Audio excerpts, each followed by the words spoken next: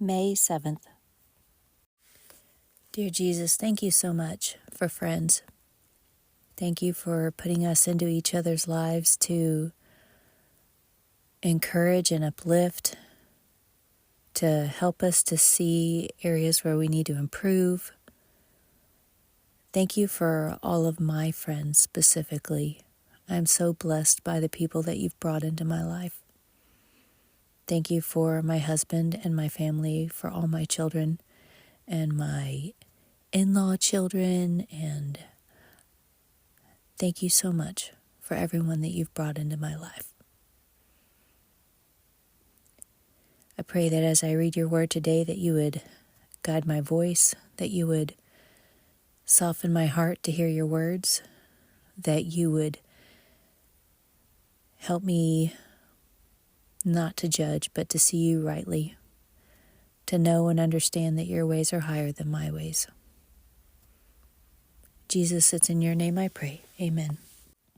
1 Samuel 1:1 through 2:21.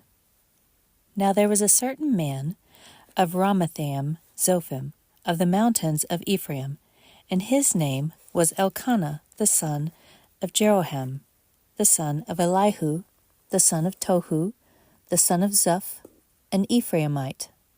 And he had 2 wives. The name of one was Hannah, and the name of the other Peninnah.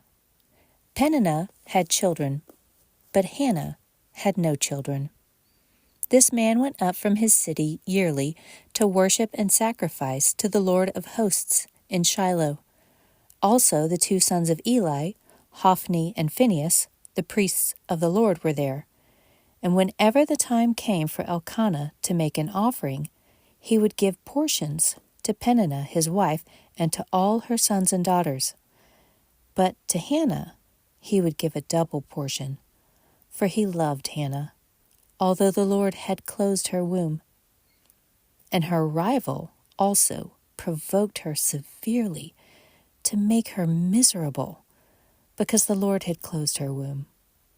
So it was year by year, when she went up to the house of the Lord, that she provoked her. Therefore she wept and did not eat. Then Elkanah, her husband, said to her, Hannah, why do you weep? Why do you not eat? And why is your heart grieved? Am I not better to you than 10 sons? So Hannah arose after they had finished eating and drinking in Shiloh. Now Eli the priest was sitting on the seat by the doorpost of the tabernacle of the Lord. And she was in bitterness of soul, and prayed to the Lord, and wept in anguish. Then she made a vow and said, O Lord of hosts, if you will indeed look on the affliction of your maidservant and remember me, and not forget your maidservant, but will give your maidservant a male child, then I will give him to the Lord all the days of his life, and no razor shall come upon his head. And it happened, as she continued praying before the Lord, that Eli watched her mouth. Now Hannah spoke in her heart. Only her lips moved, but her voice was not heard. Therefore Eli thought she was drunk. So Eli said to her, How long will you be drunk? Put your wine away from you. But Hannah answered and said, No, my Lord, I am a woman of sorrowful spirit. I have drunk neither wine nor intoxicating drink, but have poured out my soul before the Lord. Do not consider your maidservant a wicked woman, for out of the abundance of my complaint and grief I have spoken until now. Then Eli answered and said, Go in peace, and the God of Israel grant your petition, which you have asked of him. And she said, Let your maidservant find favor in your sight. So the woman went her way and ate, and her face was no longer sad. Then they rose early in the morning and worshipped before the Lord, and returned and came to their house at Ramah. And Elkanah knew Hannah his wife, and the Lord remembered her. So it came to pass in the process of time that Hannah conceived and bore a son, and called his name Samuel, saying, Because I have asked for him from the Lord. Now the man Elkanah and all his house went up to offer to the Lord the yearly sacrifice and his vow. But Hannah did not go up, for she said to her husband, "Not until the child is weaned, then I will take him, that he may appear before the Lord and remain there forever." So Elkanah, her husband, said to her, "Do what seems best to you. Wait until you have weaned him. Only let the Lord establish his word." And the woman stayed and nursed her son until she had weaned him. Now when she had weaned him, she took him up with her, with 3 bulls, 1 ephah of flour, and a skin of wine, and brought him to the house of the Lord in Shiloh, and the child was young. Then they slaughtered a bull and brought the child to Eli. And she said, "O my Lord, as your soul lives, my Lord, I am the woman who stood by you here praying to the Lord. For this child I prayed, and the Lord has granted me my petition which I asked of him. Therefore I have also lent him to the Lord. As long as he lives, he shall be lent to the Lord." So they worshipped the Lord there. And Hannah prayed and said, "My heart rejoices in the Lord. My horn is exalted in the Lord. I smile at my enemies because I rejoice in your salvation. No one is holy like the Lord, for there is none besides you, nor is there any rock like our God. Talk no more so very proudly. Let no arrogance come from your mouth. For the Lord is the God of knowledge, and by him actions are weighed.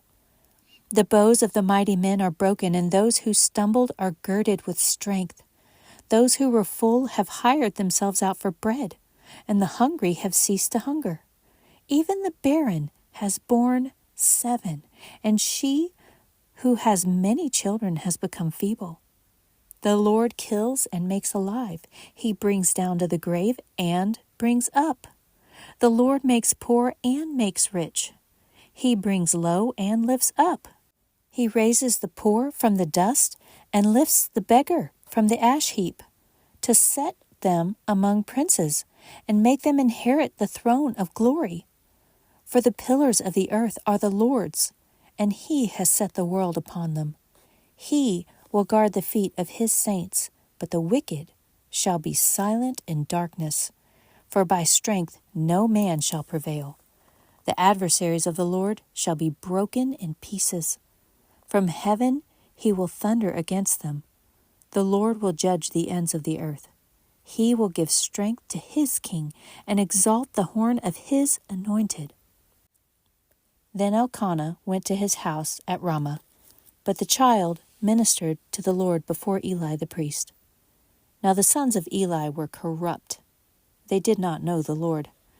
And the priest's custom with the people was that when any man offered a sacrifice, the priest's servant would come with a 3-pronged flesh hook in his hand while the meat was boiling. Then he would thrust it into the pan or kettle or cauldron or pot, and the priest would take for himself all that the flesh hook brought up. So they did in Shiloh to all the Israelites who came there. Also, before they burned the fat, the priest's servant would come and say to the man who sacrificed, "Give meat for roasting to the priest, for he will not take boiled meat from you, but raw." And if the man said to him, "They should really burn the fat first, then you may take as much as your heart desires," he would then answer him, "No, but you must give it now, and if not, I will take it by force." Therefore the sin of the young men was very great before the Lord, for men abhorred the offering of the Lord. But Samuel ministered before the Lord, even as a child, wearing a linen ephod. Moreover, his mother used to make him a little robe and bring it to him year by year, when she came up with her husband to offer the yearly sacrifice. And Eli would bless Elkanah and his wife and say, "The Lord give you descendants from this woman for the loan that was given to the Lord." Then they would go to their own home. And the Lord visited Hannah, so that she conceived and bore 3 sons and 2 daughters.